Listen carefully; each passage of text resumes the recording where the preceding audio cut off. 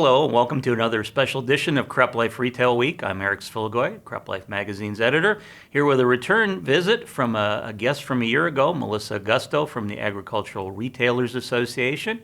Melisa, welcome back in studio. Thanks. Good to be here. Yeah, so tell the viewers what you've been up to in the past year since they saw you last.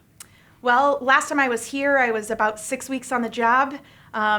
Was just getting to know what the ag retail business was all about and what our organization does for its membership.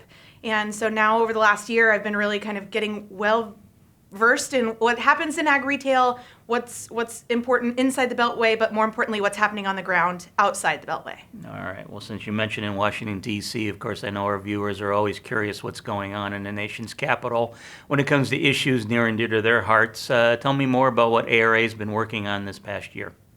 Well, you know, farmers love to talk about the weather, and I think the weather is what we all are talking about this year and trying to figure out how that's going to impact the business. And while it's impacting the farmer, it's also impacting the retailer, and it's going to impact the consumer at the grocery store and elsewhere. So we're trying to really figure that piece out, especially when it comes down to the retailer and how some of these programs are going to impact what's happening on the retail level. And so we've been having a lot of meetings. We brought in some members to USDA. We met with Undersecretary Northey to talk a little bit more about how that impacts everybody's bottom line and how it's going to impact going forward long term. Okay, now that's kind of a newer issue. What about some things that we've seen and talked about over the years? What progress have you made in those areas? Well, we're still talking about trade, and right now we really are hopeful that USMCA, the Canada-Mexico agreement, can come to a conclusion and we can get that signed. That would be kind of first and foremost, but we also want to make sure that any of the other trade agreements that are out there, that we can make sure that we're coming to terms there too. So whether it's in Asia, whether it's in the EU or anywhere else. So we're having these negotiations that we make sure that the tariffs and some of these other things aren't going to come back to us. Is there, at this point, is there a timetable for when that legislation might actually get approved? We were hoping for before the August recess, but we're getting mixed signals. Okay, all right. Well, one thing, of course, people can do if they want to keep up with what ARA has been doing is attend their annual meeting, which will be coming up here in New Orleans, December 3 through 5, I believe, and I can't think of a nicer place to be than New Orleans, early December.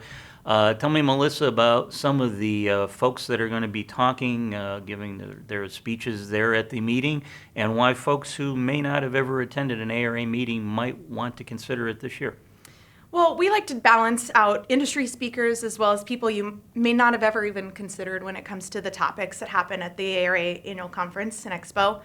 So we'll open up with a keynote from the FMC president and chairman. So we'll get a good industry outlook from him and the things that are going on in the retail business. And then we're going to shift our focus, and we've got some other specialty speakers like Shep Hyken, who's going to talk about some of the customer experience, which is really important to a retailer, but from an outside the industry, different perspective. We also have a retired Army general who's going to talk about leadership and how he changed, his focus throughout the years with his experience in the Army. And so we think that those are some great things. We'll also be talking about soil health in a breakout, and we'll be talking about other things that are, totally relevant to agriculture and the business. But we like to offer some different perspectives. But we also have our expo, which is really the only expo that you can get all pieces of the supply chain when it comes to agriculture and what's relevant to the retailer. And so we really encourage people to think outside the C-suite of folks who they bring to the conference, so that because those are the people that they can meet with at our expo component of the event. Very good. And correct me if I'm wrong, but is it the Sheraton Hotel again this year? It is at the Sheraton Hotel.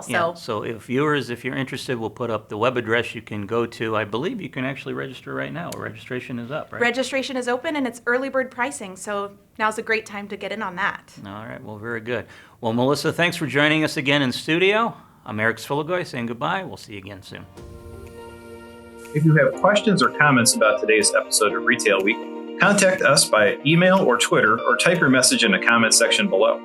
Your feedback is important to us. We'll try our best to address your thoughts in next week's episode. And be sure to subscribe to our YouTube channel.